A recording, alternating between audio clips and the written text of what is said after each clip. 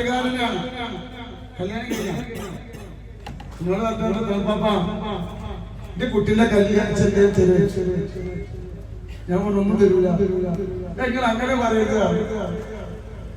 അപ്പൊ ഞാന് ഒരു 10,000 രൂപ തരാം.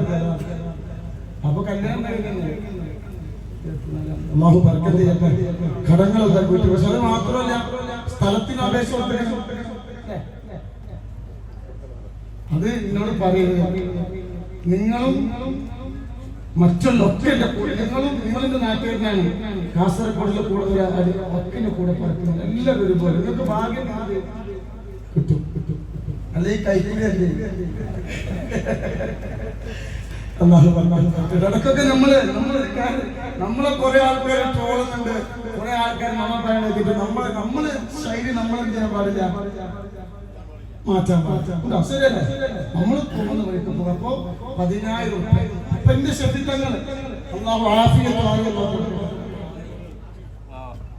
എന്നോട് പറയാ, ഞാൻ നിങ്ങളൊപ്പം പോകാം.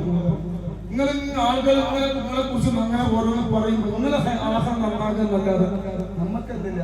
അതുകൊണ്ട് ഇനി ആൾക്കാർ എന്ത് ചെയ്തോട്ടെ, പറഞ്ഞോട്ടെ എന്ന് പറഞ്ഞിട്ട് കൂടി അല്ലാഹു ഞാൻ എപ്പോഴും ഹുതുബണ്ടിട്ടോ സമ്മതിച്ചിട്ടില്ല. അല്ലാഹു സുബ്ഹാനഹു വ തആല ആഫിയത്തുള്ള ദീർഘായുസ്സ് കൊടുക്കട്ടെ. അത് കൂടാതെ ഹിഫ്ള് കോളേജിന് കുറച്ച് 1-2 ബിൽഡിംഗ് പാടമാണ്. അതുകൊണ്ട് പക്ഷെ അത് അടുത്ത വർഷത്തേക്ക് ആവാനും ഇതൊക്കെ ഇവര് ഉപദേശിക്കാണ്. എടുത്ത് ചാടി ഒന്നും ചെയ്യണ്ട. അതുകൊണ്ട് പക്ഷെ എല്ലാരും എന്നോട് പറഞ്ഞു ഭക്ഷണം കൊടുക്കട്ടെ എന്ന് ചോദിക്കുന്നുണ്ട്.